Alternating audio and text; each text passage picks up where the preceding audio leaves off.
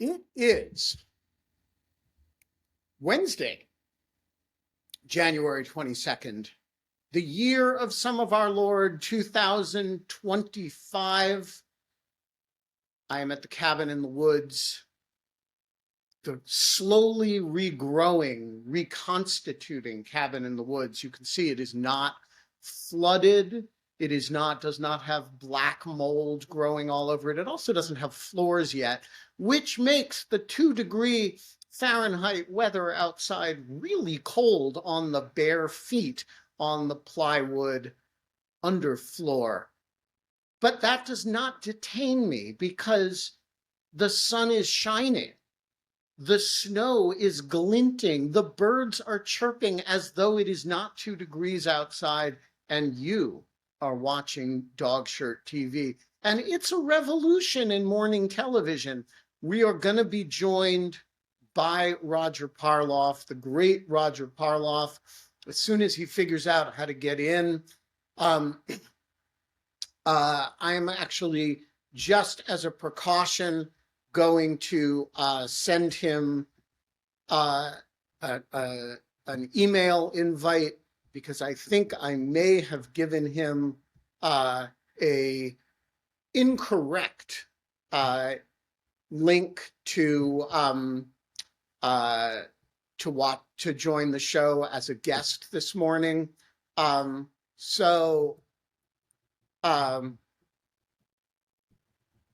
am sending him a link.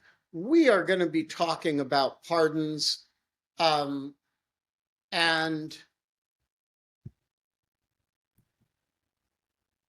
Okay, Roger, if you can hear me, let me just shoot him a text letting him know I did this. Sent you a link by email to. Yeah, since we last talked, or rather, since we last, to be precise, it happened before we last talked, but we didn't really have a chance to fully absorb the pardons, their impact, their meaning by yesterday morning at 8 o'clock. But today, I have thoughts, Roger has thoughts, I am sure that you guys have thoughts. There's Roger. And if you have questions about pardons, and there are 1,500 of them, so, and that's before you get to the family pardon or the preemptive pardons. So we're talking about pardons in the broadest possible sense here. Any pardon that has taken place over the last 48 hours is fair game. You got a raft of them. We can also talk about people who haven't been pardoned but may as well have already been, like co-defendants in Florida, Mr. De Oliveira and Waltine Nada. And before I forget to say, if the background noise in the cabin is a little bit high, I don't know how much of this is getting through to you guys. That is my poor, overworked HVAC system, which, you know, normally the cabin in the woods is principally heated by a wood stove, but I have, the wood stove had to go like everything else as a result of the flood. And so we are actually relying on the HVAC system, and that makes some noise. I can't do anything about it because it's 2 degrees outside. So if there's a little background noise, deal with it. The tech issues are part of the show. Roger Parloff, welcome back to Dog Shirt TV. Since the last time, when you were last here, you were feeling a little down. And since then, Trump has taken your nose. And I think it is directed in some sense at you personally, because you have spent, with the possible exception of Brandy Buckman and Kyle Cheney, more time in January 6th courtrooms than just about anybody. And with one swish of a pen, Donald Trump has wiped out uh, all of those cases that you worked so hard on. How are you feeling today? um, Uh, I'm having a little problem mapping uh, my new directions. I guess my decks have been cleared up, and I'm raring to look at the Doge lawsuits and the uh, birth right. birthright lawsuits. So you're Uh, abandoning the whole field of criminal law as a result of this. You're well, going into admin law it seems to have abandoned me. now. Um, so I was just standing here minding my business, and 1,600 cases vanished, um, including well, at least two against the guy himself. Anyway, uh, there is. Jack Smith said he was looking for even-handed administration of the law, and given that 1,600 people had been charged with crimes that Trump was essentially caused, it was important to go after Trump. And now we've reversed everything and said, well, if we're not going to go after Trump, we're not going to go after the 1,600. So there is sort of an even-handedness. Everybody gets injustice. I haven't seen this much injustice in a 3-day period, probably in my life. But Let's talk about the demographics of the injustice. Um, One of the things that even some very moderate, reasonable uh, Republicans say as a matter of routine is, hey, a lot of these people aren't violent felons. They're not people who really did anything except trespassing.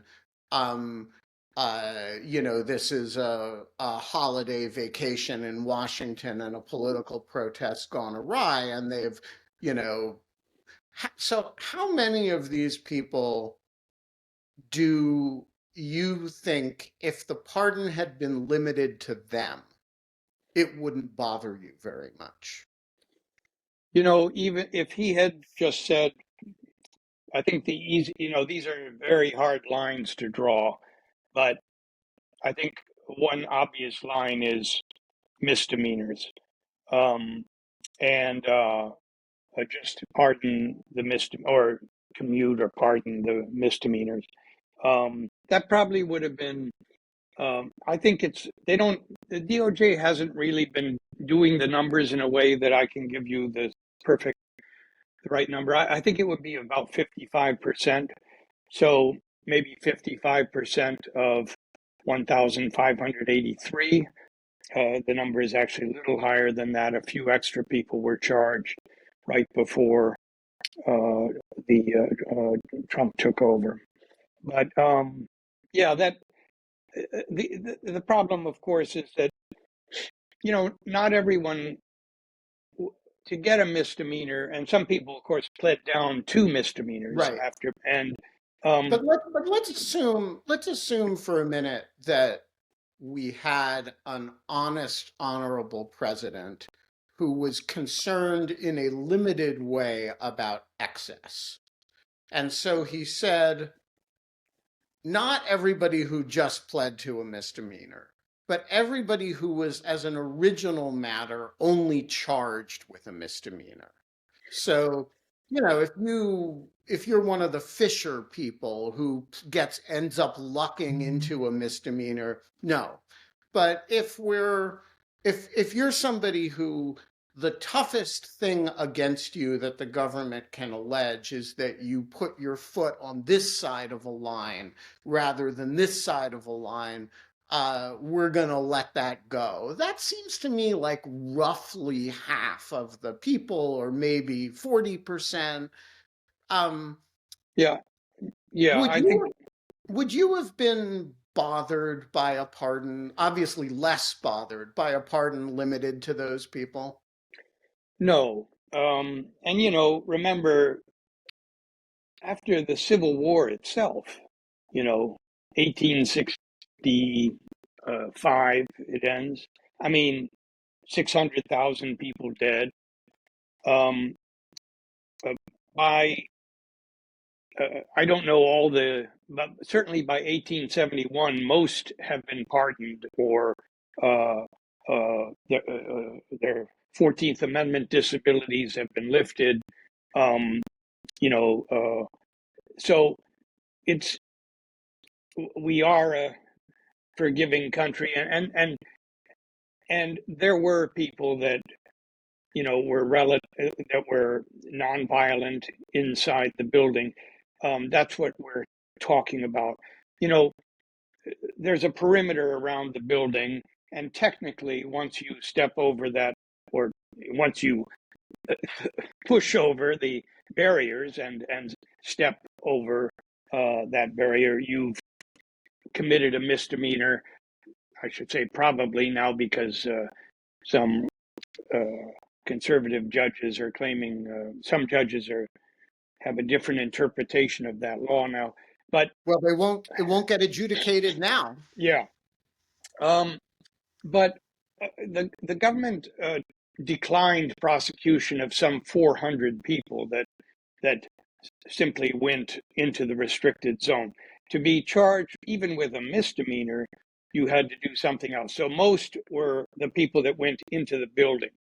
Um, yeah, I'm aware of 3 cases maybe where they didn't go into the building and where they didn't assault police officers, where they were charged with misdemeanors. I think those were Coy Griffin, um, Your Owen friend. Schroyer, yeah, Owen Schroyer, uh, and Brandon Straka. And I think I don't know why, but they were very uh, sort of rabble rousing individuals cheering on the people around them, people with megaphones, people with followings. So I assume that had something to do with it. But no, I think that would have been a defensible line, and you could say that had something to do with. In fact, if Biden had done that, So I was about to say that. that If would be Biden, reconciliatory.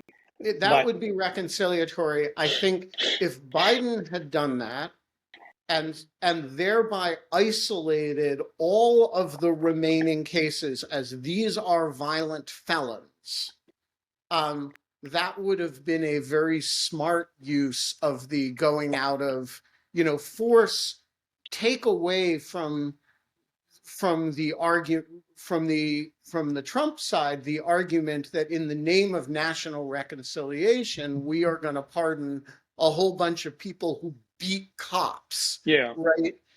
and let I me was just actually just going to bring that up. I think yeah. that would have been a smart and clever move on the part of the outgoing Biden administration. Okay, so let's talk about.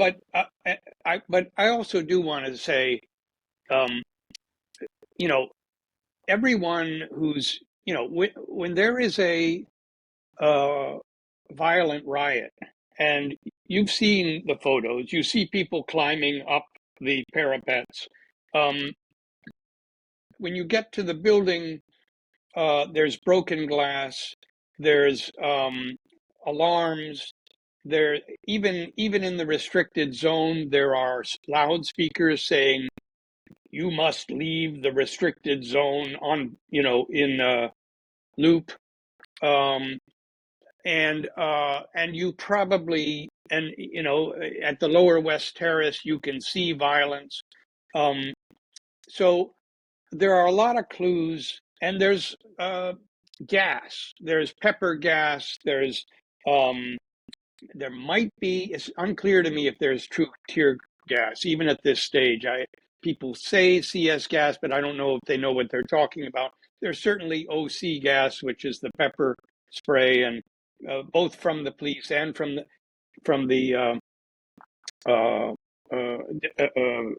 rioters, and uh, so there's a lot of clues that this is violent, and just being there, you help out number them and make it impossible for them to make arrests, make the police, and you make it uh, more dangerous for them. And so everyone plays a role. Plus, they weren't typically just marching. They were chanting. They were chanting traitor. They were chanting oath breaker. They were chanting hang Mike Pence. And all of this helps stir up others. So it's difficult. The Yeah, so notion I of just, the nonviolent. But I agree. I think if you stopped at them, there also probably were people that you know were relatively passive. yeah, just to be clear, I am in no sense saying that the people who did not personally, physically engage in violence or property destruction themselves are innocent You or know, should be pardoned. yeah, I'm merely saying I'm trying to figure out where, if at all, there was a defensible line here yeah, for clemency. Uh, I am. I actually fully agree with the decision, which I presume was made by Merrick Garland or Lisa Monaco, although I don't know that their attitude was um, prosecute, err on the side of prosecution if you have a case that you can prove beyond a reasonable doubt here. There's no upper limit to the number of people. And if a lot of those people are guilty only of misdemeanors, prosecute them for the misdemeanors because you actually want the deterrent effect. I think mm, that's the right question, the right posture for the Justice Department. The question of the right posture for Biden is interesting because I think you could make a national reconciliation argument in favor of forgiving the low level people, right? yeah. Um, I think there's he could have done that before the election. Yeah, exactly. Um, it seems to me there is no good argument for Trump doing that because one doesn't reconcile with oneself. Right. Um, all right, so let's talk about one individual. I heard yesterday on the Bulwark podcast that there was one woman who has refused the pardon because she says she is in fact guilty. Do you know anything about this? Because I had not heard anything about it. No, I'm sorry, I haven't heard about that one. Interesting. Okay. Um, all right, so let's assume we lock all. Which host was that, so I can look that up? I don't, that was on Tim Miller's Okay. podcast. He was talking with, it was either, I think he was talking with Tom Nichols, and it was just a passing reference. They said respect and props to her, and I did not catch her name. It'll be interesting because, of course, he's also instructed. Um, well, maybe she's through the system, but he has instructed the DOJ to uh, drop all the cases. So I don't. Right, It which in might a be out of normal her world hands. would be a scandalous thing, Yeah. Yeah. Right. right? For the president to actively intervene in several hundred pending cases and That instruct relate to himself. that are linked to himself, right? That is an outrageous breach in and of itself, and yet we're not even going to spend any time on it because it rounds to zero in the larger outrageousness of the enterprise. Okay, so let's talk about the remaining 40% who were convicted of something involved that is more than being in the wrong place at the wrong time. Who are the least, let's say you didn't draw the further line and you said, okay, I don't care whether they pled to a misdemeanor or a felony. We're going to pardon everybody who didn't do violence against somebody. What's the slice of the picture who did something less than violent activity, but something more than simply trespassing or misdemeanor activity? Well, I think you would. I think that if we limited this to assaulting police officers, if you limited the cases you left to assaulting police officers, then you would have to make a decision about property crimes also, like breaking windows and stuff. Um, it would be, I, I don't have those numbers, but maybe 35 to So it's a 40%. small group. Well, 35 to 40% of Oh, 35 1,500. to 40%. Sorry, I thought you said 35 to 40 cases. Oh, no, no, no. I mean, assaulting police officers. I'm sorry, I can look that up. It's it's close to 30% um, But I mean, the of the breaking the cases. windows of the Capitol is not a small matter either, right? Like, No, if and of course it helped the rioters enter and get within striking distance of the members. And there's the fellow who broke the windows. Alam is his name. Zach Alam broke the windows to uh, in front of the speaker's lobby, and Ashley Babbitt, that enabled her to try to go through the window to get. Well, we don't know what her goal was, right. but she was shot and killed. So yeah, breaking those windows um, is a pretty serious matter, and breaking them involved uh, smashing, punching inches from the face of a police officer, greatly outnumbered, three greatly outnumbered police officers with no riot gear, um, in this small area that was filling up with about 30 rioters, um, and then kicking them, and then finally, and somebody used a flagpole, and then finally somebody passed up a helmet, and he smashed out the windows with a helmet, and so he got a full pardon too. So, do it seems to me that somebody needs to collect data.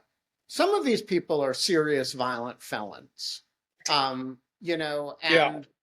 and one thing about serious violent felons is that they have a relatively high recidivism rate. And if this were a Democratic president and he pardoned a whole, 30% of 40% of 1,500 people is 700 people, right?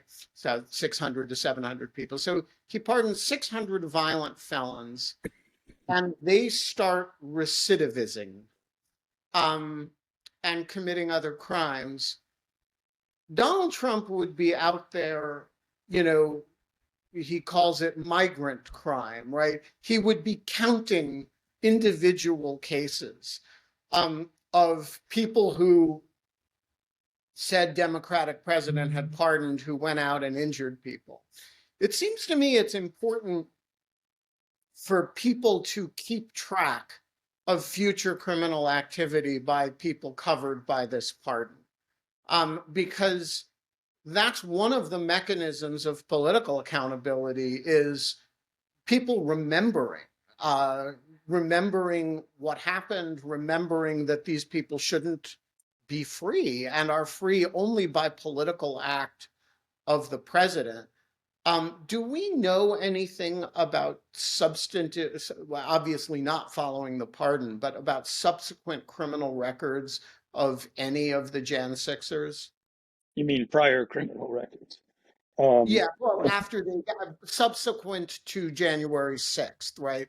Are, oh, are are any of them, is some. anybody tracking what happens to the sort of where are they now of Oh, I J6? see.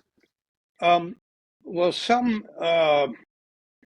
uh, some have been arrested for other offenses. Let me say, most January 6th people had. It is true, most had no priors. Um, uh, so most were in what the sentencing guidelines call Category 1, or in terms of criminal history. There were some who were in Group 6, which is the highest. And a guy named Peter Schwartz, I forget the number. It was a very high. It was like 40 arrests or something. You're never sure with records.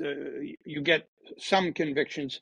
The records are not great in terms of what happened after you were arrested. But a lot were on parole, actually, or on probation when January 6th happened for other felonies. Um, Ryan Samsel, um, on January 19th, so that was Sunday. The government asked for a 20-year sentence for him. He was he was the first guy that goes past the bike rack barrier and goes up to the second manned bike rack barrier. You've seen him. Um, he turns his baseball cap around. Right. He takes off his jean jacket, and he and then eventually four others begin shaking the bike rack, and they lift it. Each one of these bike rack segments weighs 25 to 50 pounds, and they push it, and it falls on, among others, Caroline Edwards, Officer Caroline Edwards. You might have seen her on January 6th committee hearings, who hits her head on the metal railing and then on the concrete. She suffers concussions, serious injuries. Anyway, she from injuries she's still suffering from. And then he goes further and goes to the West Plaza and does more bad things. He has, according to at least 9 prior convictions. I think he was on parole at this time. A lot of his convictions related to some related to women, girlfriends. There was one that, according to the government, he was beating his pregnant girlfriend, threw her into a canal, jumped in, and so that he could hold her head underwater in the canal. That was So this is not somebody who, if the government asks for 20 years and maybe it would get 15 of them, and if you put him back on the streets before sentence is pronounced, this is not somebody who is unlikely to commit further acts of violence. no. And in fact, since there were parole, he was on parole. It's conceivable that the original law enforcement agencies might follow up. I don't, I don't know for sure what the effect of a full pardon is. If Oh, it cannot be used against you. So if it's a um you know, I think Jacob Chansley announced yesterday that he was going to buy a gun, hmm, which I really think he should stick to the staff because it's, first of all, it's it's cooler. it's And his secondly, brand. It's his brand, really. it's his brand. And I actually, I just, if you're watching, Jacob, stick with you get a gun. Yeah, I know you're legally entitled to it. You're going to do something stupid with it. And then you're going to get back in trouble. That staff, it's cool. Just Yeah, stick with the staff. We it love was them. a it was a flag, and the flagpole with a sharpened. It was sharpened to become a spear. I think that's I think Oh, that's what it well, was. dull it. It's just, but like, go stick with the costume stuff. Yeah. Um, uh, you're talking about freeing a bunch of people, some of whom are going to reoffend relatively quickly. And it seems to me that it is important for people who um, object to this, not merely to object to the um, retrospective consequences, which is the obliteration of justice for what happened, but to keep track of the prospective consequences. And the prospective consequences are that a fairly large number of people who are willing to commit violence uh, against police officers, against uh, uh, for political reasons. And some of them, let's be honest, it's not even that political. It's just we love a gang fight, right? Um, these But people are gonna do things, and we should keep track of that. What happens as a consequence of this pardon? I did find Peter Schwartz, who is one of the guys that fought at the Lower West Terrace. Um, uh, According to the government's sentencing memo, he had 38 prior convictions. Um, so Right. yeah, some of these guys, but again, that is the exception. Um, there's sort of a handful of those guys, and although they played very important roles, and most had none. Well, I would just urge all beat reporters who are working criminal justice issues everywhere. If you come upon an arrest of a J6er for whatever, let us know. Just report that. I don't mean personal note to me, although you're welcome to do that too. But I do think we should, be tracking J6er crimes in a forward-looking sense. There was the guy in Tennessee, I think, who was released on bail, and then I think was rearrested for um, plotting to assassinate FBI agents. Um, so yeah, there are some bad actors out Oh there. yeah, this is not a mischievous impet vitus hypothesis. This you can take to the bank that there will be felonies of varying degrees of seriousness that are committed because of this pardon and would not have been committed but for the fact of these pardons. I'm not going to say people are going to die because of it. They could, but I'm not going to say I'm not. But there is just no doubt that if you release 600 violent felons, you will get felonies as a result of it. These are not people who've aged out of crime. That's a real effect that happens. Once people are sort of older than 40, they're much less likely to commit violent offenses again. Okay, I'm not talking about that. You're talking about a blanket release of people with recent violent crime. You're going to get crime as a result of that in a lot of different communities around the country. All right. We would be remiss if we did not talk about Biden's on the way out the door pardons. Can we talk a little more about? I just want to. This thing was very slapdash, obviously, and that's the way Trump likes to do things. He do things fast, and if you get things wrong, that's okay.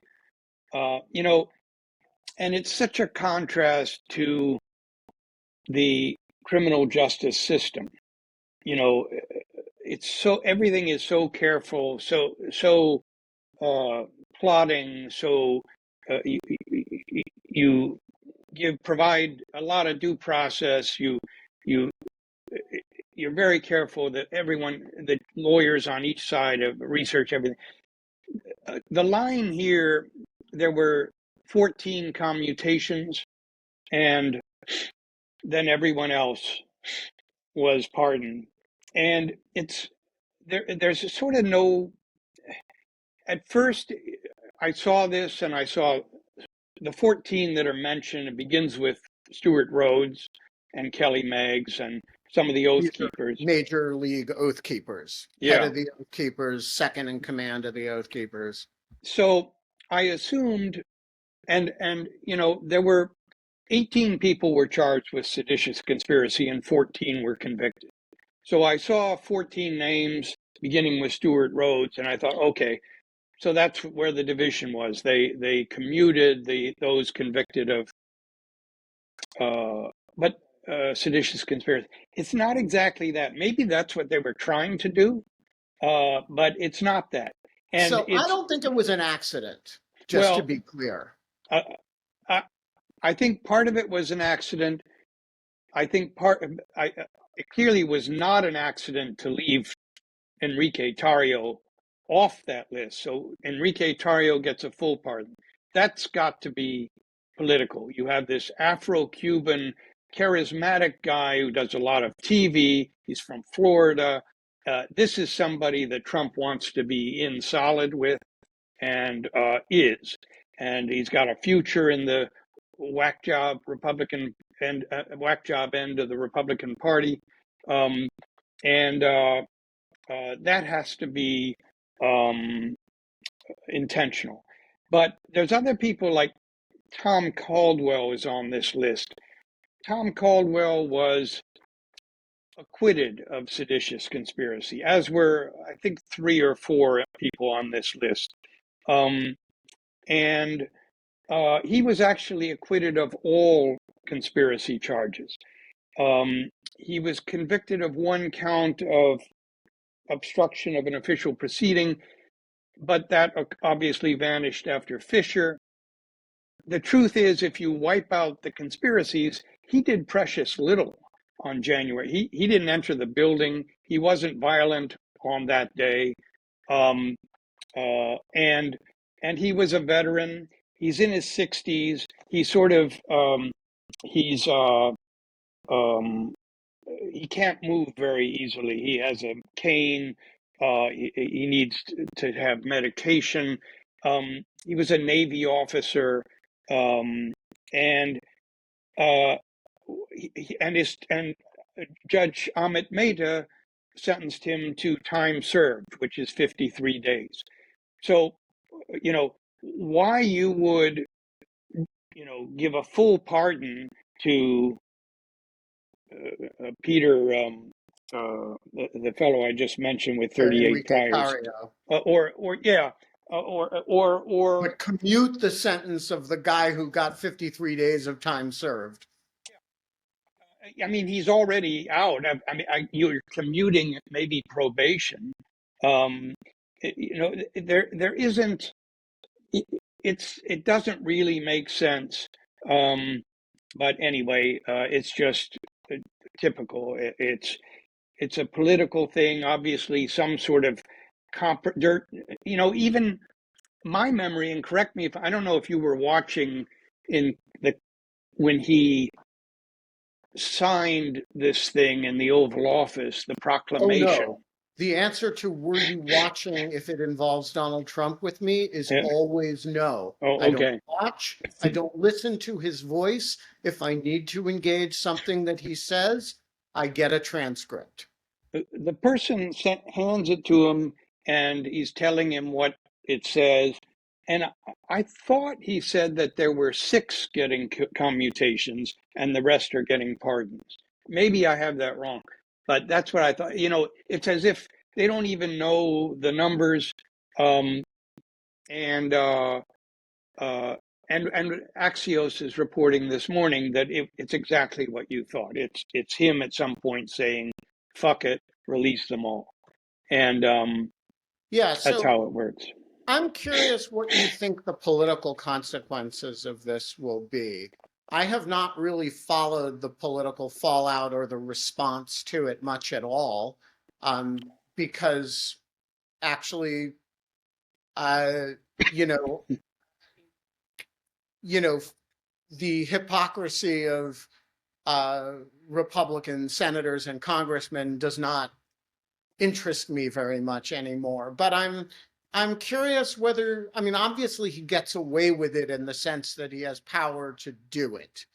But his own vice president a few weeks ago said, obviously, we're not going to pardon people who did violence against cops. How embarrassing do you think this is likely to be for him? Or do you think he's just going to bulldoze and there's, you know, people will complain if they complain, and that's the end of it. Well, I'm pretty pessimistic. I think bulldoze is probably the right word. Um, on the other hand, um, there's video of everything, um, and I don't think they can suppress it. And um, Tom Tillis was obviously uncomfortable. I guess he'll have an election that will be close, and What did he say? he did say something that he was about it not being.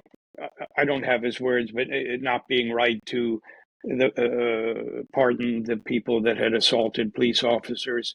Um, but I think what we've seen is that this is water off a duck's back at this point. I doesn't seem to register. It seems to me somebody needs to spend the political energy to make it register. I mean, you know, Lake and Riley did not, the murder of Lake and Riley did not organically create a great sense of anger about illegal immigration, right? That some combination of political and media forces and Trump made that a big deal. And it seems to me somebody needs to, you know, make a speech on the Senate floor over and over and over again. Remember, uh, Carthage delendo est, right? Like ending every speech with, and in my opinion, Carthage must be destroyed. Um, you know, uh, political anger is created, political will is created, and I I don't know which are the right combinations of senators and congressmen, but people need to be talking about this all the time. And I'm not going to say that CNN or MSNBC should go on a political crusade about this the way Fox would, because I don't think they are the same thing, right? And I don't think they should be campaigning on that. But this like actually requires sustained political attention, and somebody needs to take responsibility for doing that. Well, it beyond my, I'll do what I can, Oh, but mine too. I yeah, mean, our job is a beyond different my pay grade. matter, and we don't get Yeah. to make speeches on the Senate floor. But I think this is the kind of thing that gets easily forgotten about if you let it be forgotten about. And it is the responsibility of political leadership to say, no, like there's a forward-looking element of politics, but there's also a backwards looking element, and we're not forgiving and we're not forgetting about this. Mm. All right, let's talk for a minute about something that we would otherwise have talked a lot about, which is the outgoing pardons of Joe Biden, the merits of which seem to me to be complicated in one case and uncomplicated and disgusting in another case. So I've tipped my hand. What do you make of them? Um, the family pardons are disappointing.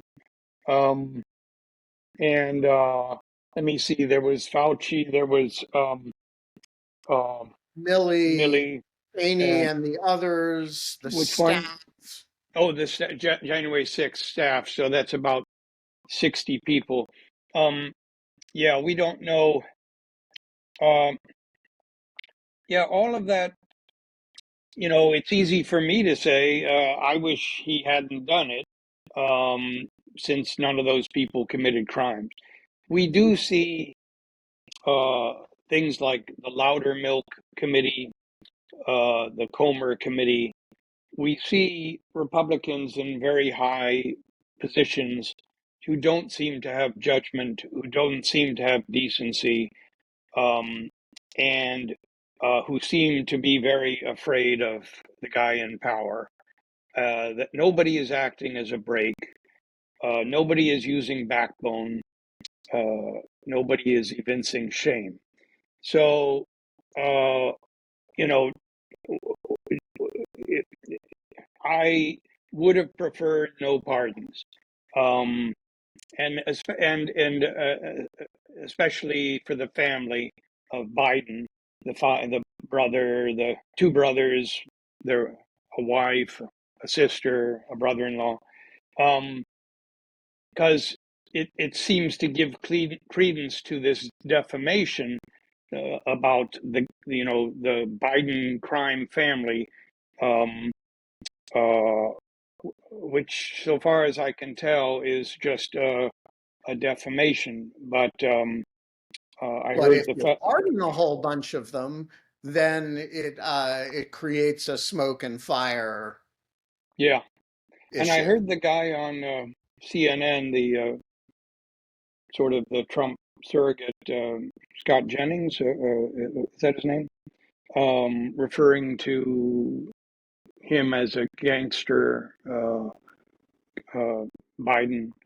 Uh, these are sort of extraordinary defamations to be hearing, especially, you know, when the guy in power was indicted 4 times, on 90 counts, and some of those are good as gold.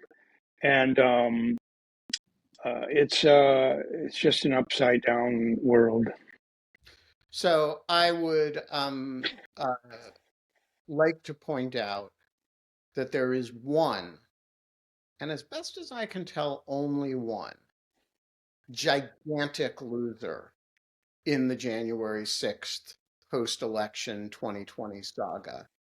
And it is Rudy Giuliani, because this is a guy who, I mean, they all skate on federal charges. They're going to skate on Georgia charges, except the ones who have pled, of course. Um, they're going to skate on, I mean, I don't think Giuliani has obvious criminal liability beyond that.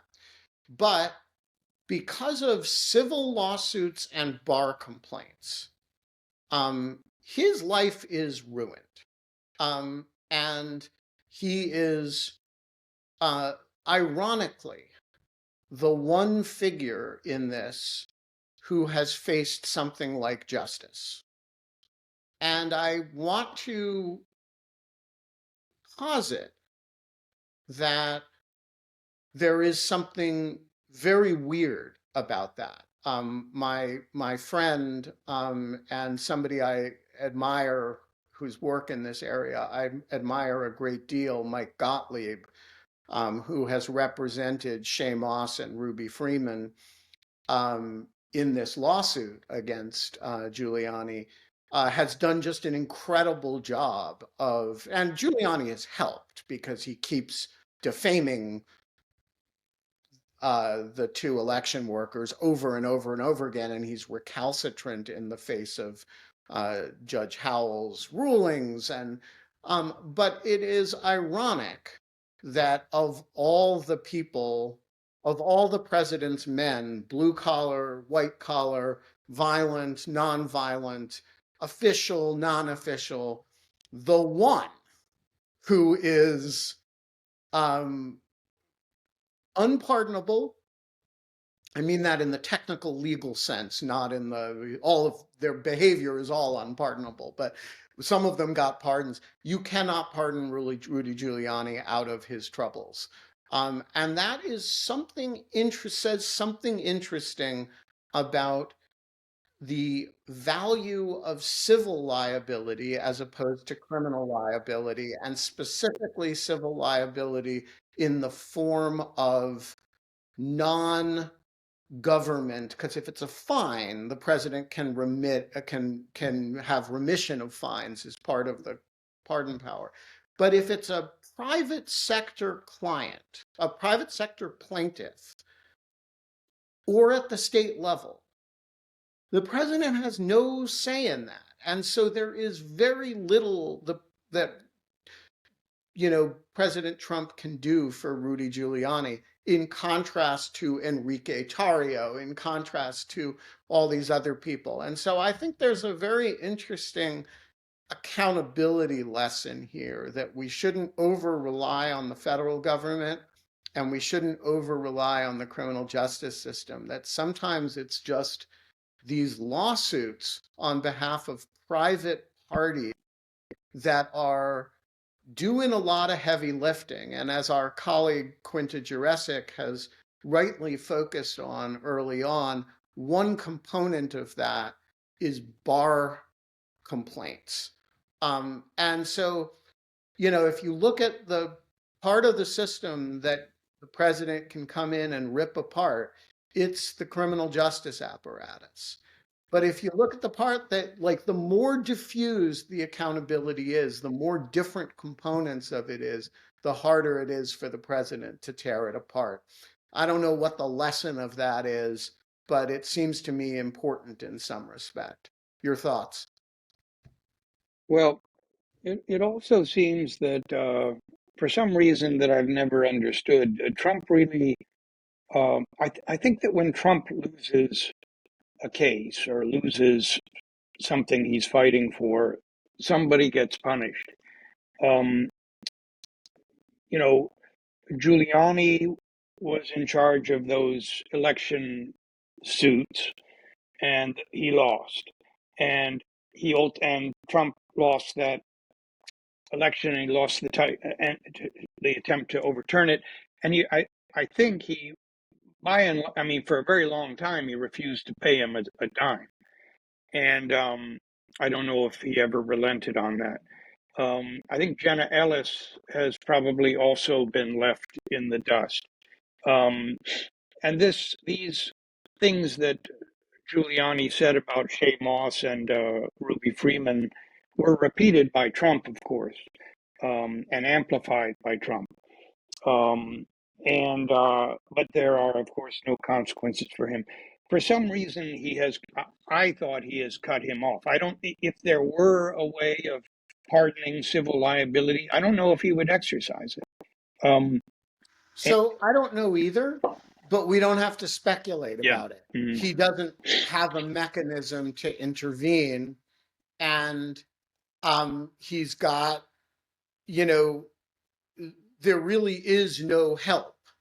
And unlike Trump, I assume the $400 million plus verdict against him will either be reversed or reduced, but the $85 million one won't. Um, The or is Eden Carroll. is Yeah. likely to stand. Mm. And if you're president, you can absorb that relatively easily. And by the way, if you have to absorb the $500 million one, some Saudi will do it for you, right? But if you're Rudy Giuliani, that is not the case. Yeah.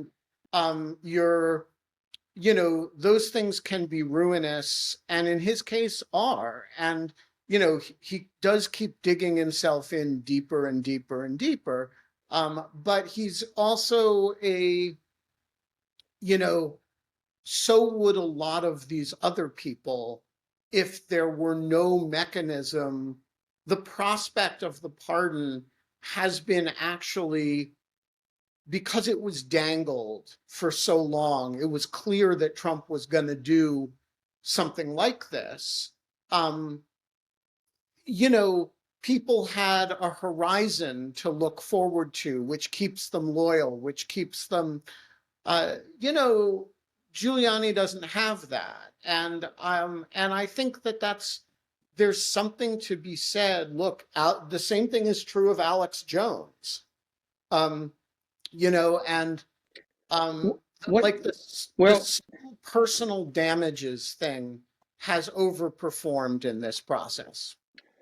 actually, I was going to ask about Alex Jones because, Tario was making statements about how uh, the people responsible for his prosecution need to be put behind bars and so on.